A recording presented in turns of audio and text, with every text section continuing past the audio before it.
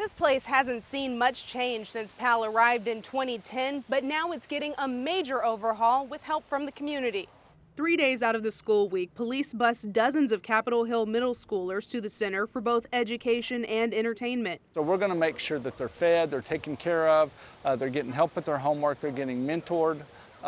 We're trying to do as much for them as we can to make sure that they have the best advantages going into adulthood. The interior could look more inviting, though. Right now, officers and volunteers are working side by side to upgrade the lights, paint, and overall look. One of the biggest things is on this far south wall here are the windows. We can't see out the windows to see out onto our basketball court.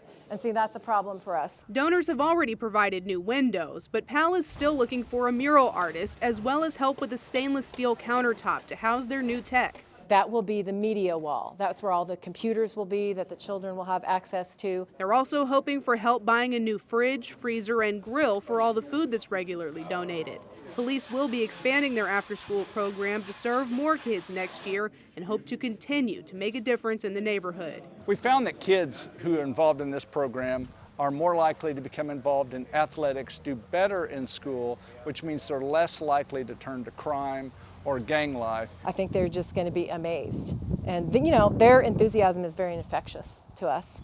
The renovations will be complete just in time for back to school. From Southwest Oklahoma City, Jesse Mitchell, Oklahoma's Own News 9.